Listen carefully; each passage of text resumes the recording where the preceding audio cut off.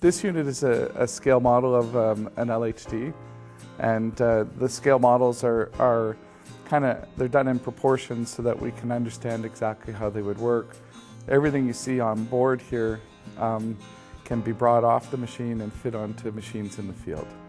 The kinds of units that you see here again have cameras for looking fore and aft on the machine, actuators that are for the roll and pitch of the machine, as well as for steering.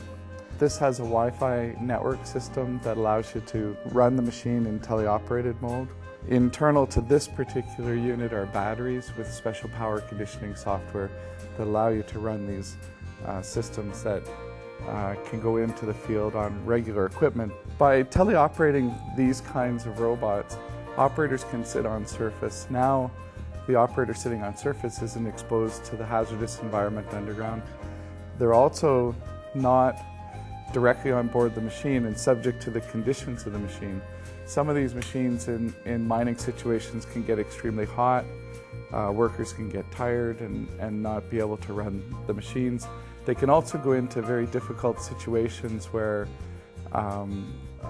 remote control machines are already in place. Now the operator is further away. Again, I know that in one of the applications that we had lost a machine down into a stope. There was a place for the operator, but fortunately the operator was sitting on surface. The machine went down and the operator was safe and ended up going home to tell his wife about it. In terms of the productivity and cost, a couple of things that are quite important to understand.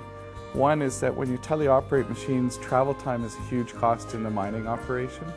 And so we get back about 20 to 30% of the time available to be able to run these machines when an operator can come in and sit down right on the machines on surface and go right directly to work. That has pretty substantial improvements in terms of how fast you can mine a mine and changing the profitability of the operation.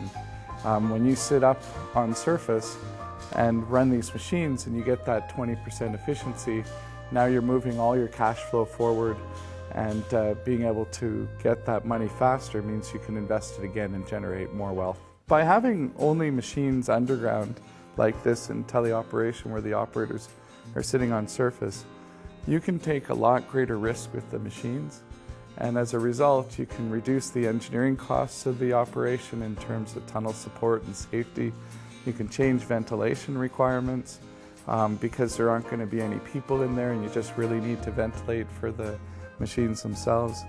You can also look at putting these machines into more and more difficult situations to work. It's easy for a robot to go where a person can't. And these kinds of robots can go in and do many things that people would not be allowed to do in current mining operations.